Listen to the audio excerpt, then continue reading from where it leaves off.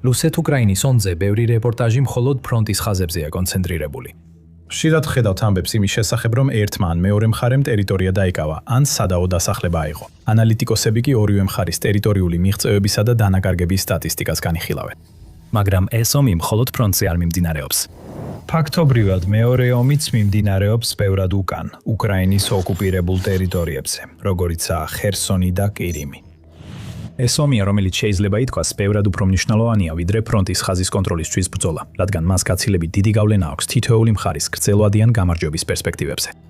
ეს ომია, რომელსაც რუსეთი აგებს და ამის მტკიცებულება აშკარად ჩანს.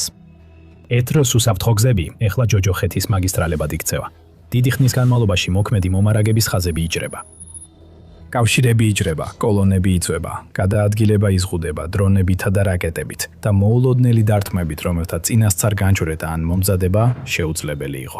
ნაბიჯ-ნაბიჯ რუსეთის შესაძლებლობა მოამარაგოს ფრონტის ხაზი, უზრუნველყოს თავისი უზარმაზარი სამხედრო მანქანა საწვავით და აწარმოოს ეს ომი უკრაინის მიერ ნადგურდება. ეს არის ომის მიღმა მიმდინარე ომი. და იმის გასაგებად თუ რატო არის ეს ასე მნიშვნელოვანი, ჯერ უნდა გავიგოთ თანამედროვე კონფლიქტების ოქროს წესი. ისინი აუცილებლად არიგებს ის მხარე, რომელსაც მეტი ტანკი, ჯარისკაცი ან სხვა რესურსი აქვს, არამედ ის, ვინც ამ რესურსების ეფექტურად გადაადგილების ხელოვნებას ფლობს. როგორც ლეგენდარულმა ამერიკელმა გენერალმა ომარ ბრედლიმ ერთხელ თითქოს თქვა, მოყვარულები სტრატეგიაზე ლაპარაკობენ, პროფესიონალები კი ლოგისტიკაზე. განსაკუთრებით ისეთ კონფლიქტში, რომელიც ამდენ ხანს გრძელდება, ლოგისტიკა ისეთივე მნიშვნელობისაა, როგორც საერთო ცეცხლის ძალა. თუ რუსეთს სურს უკრაინაზე ზეწოლა შეინარჩუნოს ასობით მილის სიგრძეზე გადაჭიმულ ფრონტის ხაზზე, მას უნდა შეეძლოს ჯარისკაცების უსაფრთხოდ გადაყვანა ამ ტერიტორიებზე. მაგრამ ეს ყველაფერი არ არის. მას ასევე სჭირდება სხვა მნიშვნელოვანი მარაგების, მაგალითად იარარისა და საბრძოლო მასალის ტრანსპორტირების საშუალებები. სარემონტო ჯგუფებს უნდა შეეძლოთ მისვლა იმ მილებში, სადაც ტანკები და ჯავშანმანქანები დაზიანებულია. სამედიცინო ჯგუფებს უნდა შეეძლოთ შესვლა სახიფათო ზონებში, რათა დაჭრილი ჯარისკაცების ევაკუაცია მოახდინონ. სათვავი უწყვეტად უნდა მიიწოდებოდეს ფრონტს, რათა რუსეთის შეტევითმა ჯგუფებმა შეძლონ თავიანთი ტექნიკის მუშაობა და შეტევის გეგმების განხორციელება. ყოველი ფრონტის ხაზის ძალის უკან უნდა იყოს უზარმაზარი და რთული ლოგისტიკური და მომარაგების ქსელი, რომელიც უზრუნველყოფს მათ კვებასა და შენარჩუნებას. და თუ ეს ქსელი დაინგრა, ან თუნდაც დაირღვა, ყველაფერი დანარჩენიც მასთან ერთად დაინგრეო. ამ მომარაგების ხაზების გარეშე ნებისმიერი არმია მნიშვნელოვნად სუსტდება, რაც მის მოწინააღმდეგეს საშუალებას აძლევს უკუშეტება განახორციელოს. აი რატო, მიუხედავად იმისა, რომ ფრონტის ხაზზე ბრძოლებს და ტერიტორიის კონტროლის სტატისტიკას მნიშვნელობა აქვს, ეს ომი აღარ არის მხოლოდ იმაზე, თუ რომელი მხარე აკონტროლებს რომელ მიწის ნაკვეთს. ეხლა მეხუთე წელს ომი სულ უფრო მეტად იმაზეა, თუ რომელი მხარე შეძლებს ოპერაციების შენარჩუნებას და მეტხანს გაძლებას. ეს გადაიქცა განძლეობის კონფლიქტად და უკრაინა ამას კარგად აცნობიერებს. უკრაინა აცნობიერებს, რომ აუცილებელი არ არის გაანადგუროს ყოველი რუსული ტანკი, თუ შეძლებს უზრუნველყოს, რომ ამ ტანკებს არ ექნებათ საწვავი გადაადგილებისთვის. არ არის საჭირო მოკლას ყოველი რუსი ჯარისკაცი, თუ შეძლებს გაწყვიტოს ის ხაზები, რომლებიც მათ საგრებით ამარაგებს. ამიტომაც მან ყურადღება გადაიტანა ცალკეული საბრძოლო ერთეულების მიზანში ამოღებიდან იმ თლიან სისტემაზე შეტევაზე, რომელიც ამ ერთეულებს ამუშავებს და აკავშირებს. ეს ცვლილება შეიძლება გადამწყვეტი აღმოჩნდეს, რადგან უკვე ვნახეთ, როგორ შეუძლია ლოგისტიკას ყველაზე ძლიერი არმიების წარმატება ან დამარცხება. სინამდვილეში ეს ისტორიის განმავლობაში ბევრჯერ მომხდარა. მაგალითად, ცნობილი ფრანგი იმპერატორი ნაპოლეონ ბონაპარტი წარე გამოცდილებით ისწავლა, რამდენად მნიშვნელოვანი შეიძლება იყოს ლოგისტიკა, როცა თავისი დიდი არმია რუსეთში შეიყვანა და სწრაფ გამარჯვებას ელოდა. ბოლოს და ბოლოს მან შეკრიბა ერთ-ერთი ყველაზე ძლიერი საბრძოლო ძალა, რომელიც ევროპას, თუ არა მთელ მსოფლიოს ოდესმე უნახავს. მაგრამ რაც უფრო ღრმად შედიოდა მისი არმია რუსეთში, მით უფრო იზრდებოდა ზეწოლა მომარაგების ხაზებზე. საბოლოოდ ეს ხაზები უბრალოდ ზედმეტად გაიწელა და გარდაულად გაწყდა. საკვების მარაგები შემცირდა. ფრონტზე საბრძოლო მასალის მიწოდება საკმარისად სწრაფი აღარ იყო. ცხენები იხოცებოდნენ და მკაცრი ზამთრის პირობები ყველაფერს კიდევ უფრო ართულებდა. გერმანელებმა მეორე მსოფლიო ომის დროს მსგავსი კოშმარი გადაიტანეს. ეს კვლავ რუსეთში მოხდა, სადაც ნაცისტური ძალები საბჭოთა ტერიტორიაზე შეიჭრნენ, იმ იმედით, რომ მათი ბლიცკრიგის ტაქტიკა, რომელიც სისწრაფესა და შეტევის ტემპზე იყო დაფუძნებული, დრისთვის დაუძლეველი აღმოჩნდებოდა. მაგრამ რაც უფრო შორს მიდიოდნენ, მით უფრო რთული ხდებოდა ამ უმნიშვნელოვანესი მომარაგების ხაზების შენარჩუნება. და მოულოდნელად, მსოფლიოს ყველაზე საშიშ სამხედრო ძალასაც კი სტალინგრადში თეთრი დროშის აფრიალება მოუწია. თანამედროვე პირობებშიც კი ლოგისტიკა ნებისმიერი წარმატებული არმიის საფუძველია. მაგალითად, შეერთებული შტატების წარმატება ოპერაცია უდაბნოს ქარიშხლის დროს მხოლოდ იმით არ იყო განპირობებული, რომ მას უკეთ მომზადებული ჯარი და უმაღლესი ტექნიკა ჰყავდა.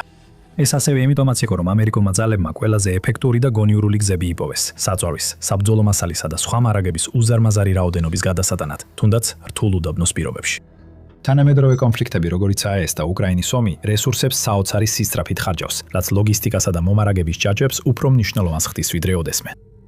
იმისათვის, რომ მხოლოდ ფრონტზე ზეწოლა არ მოახდინოს, არამედ დაიცვას კონტროლი დაპყრობილ ტერიტორიებზეც, რუსეთს იძულებული გახდა აეშენებინა და დაეხტნო სარკინიგზო კვანძების, საწყობების კოლონების, სარდლობის პუნქტებისა და სატრანსპორტო დერეფნების რთული ქსელი. და სწორედ ეს ობიექტებია ის სამიზნეები, რომელთა განადგურებასაც უკრაინა მიზნად ისახავს. ბოლო კვირებსა და თვეებში მრავალი წარმატებული დარტყმა განხორციელდა ოკუპირებულ ტერიტორიებზე და მის ფარგლებს გარეთაც, რომლებიც მიზნად ისახავდა იმ ლოგისტიკურ კვანძებს, რომლებიც რუსეთს ყველაზე მეტად სჭირდება. საბრძოლო მასალის საწყობები ცეცხლში გაეხვა. სარკინიგზო კვანძები განადგურდა. საგზაო ქსელები ალყაში მოაქციეს უკრაინულმა დრონებმა, რომლებიც ზემოდან დაფრინავენ, სკანირებენ მიწას და ელოდებიან პირველ ნიშნებს, რომ რუსული კოლონა გამოჩნდება, რათა მაშინვე ცეცხლი დაატეხონ თავს. მაგრამ უკრაინა ამით არ ჩერდება. ის მზადაა კიდევ უფრო გააძლიეროს ზეწოლა, რადგან ქვეყნის თავდაცვის მინისტრმა მიხაილო ფედოროვმა 27 მაისს გამოაცხადა ეგრეთ წოდებული ლოგისტიკური ბლოკადის კამპანია. დეტალურ პოსტში თავის ოფიციალურ ტელეგრამ არხზე ფედოროვმა გაამჟღავნა, რომ ეს იქნება ორეტაპიანი პროგრამა, რომელიც მიზნად ისახავს საშუალო დონის დარტყმების გაძლიერებას და რუსული შესაძლებლობების სისტემურ განადგურებას ოპერაციულ სიღრმეში. ჩვენი ამოცანაა კიდევ უფრო გავზარდოთ ზეწოლა რუსების ზურგში და მოუსპოთ მათ შესაძლებლობა ჩაატარონ აქტიური შეტევითი ოპერაციები. ლოგისტიკური ბლოკადის პირველი ეტაპი მთლიანად დაფინანსებას ეხება. უკრაინის თავდაცვის სამინისტრო უზარმაზარ თანხას 5 მილიარდ უკრაინულ გრივნას გამოყოფს. ეს თანხა მოხმარდება უფრო ეფექტური საშუალო დარტყმის იარაღების შეძენას, რომლითაც რუსული ლოგისტიკური კვანძების განადგურება მოხდება ფრონტის ხაზის მიღმა, მრავალი მილით დაშორებულ ტერიტორიებზე. ამ იარაღებში შედის FP, FP2 ჰორნეტი და გულავა დრონები, რომლებიც სხვა მოდელებთან შედარებით უფრო დიდ მანძილზე ფრენას და ჰაერში უფრო დიდ ხანს დარჩენას შეძლებენ. ზოგიერთი მათგანი ოპერაციულ მანძილზე 200 კილომეტრამდე, ანუ 125 მილამდე აღწევს.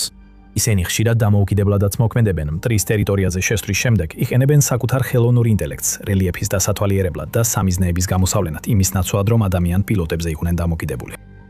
უკრაინის კიდევ უფრო მეტი დანაყოფი მალე მიიღებს ამ იარაღებს, მაგრამ არა ყველა. ფედოროვმა გაამხილა, რომ სამინისტრო მუშაობს ჯილდოზე დაფუძნებულ სისტემაზე, სადაც მხოლოდ საუკეთესო ბრიგადებს აქვთ შესაძლებლობა გამოიყენონ უახლესი და საუკეთესო იარაღი. ფინანსებს მიიღებენ ყველაზე ეფექტური ბრიგადები და დანაყოფები E-Point-ის სისტემის მიხედვით. ის გუნდები, რომლებიც სპეციალიზდებიან მტრის ოპერატიულ სიღრმეში განადგურებაში და ამ კონკრეტულ სფეროში საუკეთესო შედეგებს აჩვენებენ. პირველმა დანაყოფებმა უკვე მიიღეს ფინანსები და დაიწყო პირდაპირი შესყიდვები. ეს ლოგიკური გადაწყვეტილებაა. საშუალო დონის დარტყმის იარაღების წარმოება უფრო ძვირი ჯდება, ვიდრე IAP FPV დრონების და უკრაინას უსასრულო ფინანსური რესურსები არ აქვს. ის ყოველთვის მოქმედებდა რესურსების მაქსიმალურად გამოყენებით, ფრთხილად და გააზრებულად იყენებდა მის ხელთ არსებულ საშუალებებს, რათა არაფერი დაკარგულიყო. ამიტომ დიდი აზრი არ ექნებოდა ამ იარაღების გადაცემას ისეთ დანაყოფებზე, რომლებიც მათ მაქსიმალურად ვერ გამოიყენებენ.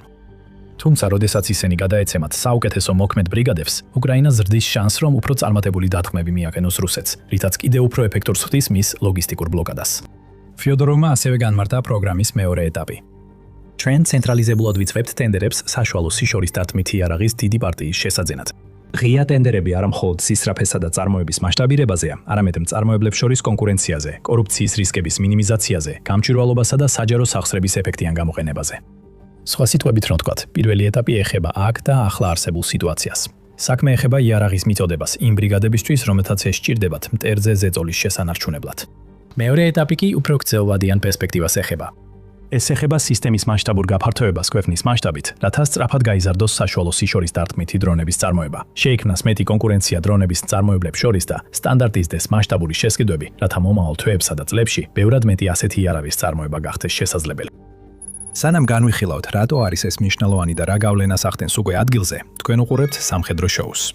თუ ჯერ არ გაქვთ გამოწერა, ეხლა სწორედ ამის დროა. ფიოდოროვი ელოდება, რომ უკრაინა მალე იგრძნობს ამ პროგრამის სარგებელს და აგმიშნავს. უკვე ამ ზაფხულს საშუალო მანძილის დარტყმის შესაძლებლობების ცენტრალიზებული შესყიდვის შედეგები იგრძნობა ფრონტის ხაზზე. მტერი ვერ არიგრძნობს თავს უსაფრთხოდ, თუნდაც საბრძოლო ხაზიდან დიდ მანძილზე. და არსებობს მრავალი დამაჯერებელი მტკიცებულება, რომელიც მიუთითებს, რომ რუსეთი უკვე განიცდის კიევის საშუალო სიშორის დარტყმების კამპანიის დამანგრეველ შედეგებს. მართლა, როგორც თავად ფიოდოროვი აღნიშნავს, რუსებისთვის წინსვლის ფასი მუდმივად იზრდება.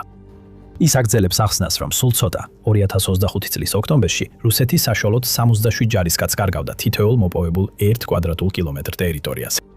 ამ წლის აპრილისთვის ეს რიცხვი თითქმის გასამაგდა და თითოეულ კვადრატულ კილომეტრზე 179 დანაკარგს მიაღწია.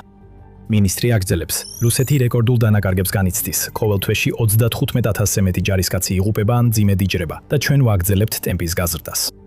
ის აღნიშნავს, რომ უკრაინამ ბოლო თვეების განმავლობაში 4-ჯერ გაზარდა მტრის ლოგისტიკის, საწყობების, ტექნიკის, სარდლობის პუნქტებისა და მომარაგების მარშრუტების განადგურება ოპერატიულ სიღრმეში და შედეგები აშკარად ჩანს. რაც უფრო მეტად ნადგურდება რუსული ლოგისტიკა, მით ნაკლები იერიში ხდება ელბეძეის საბრძოლო ხაზზე.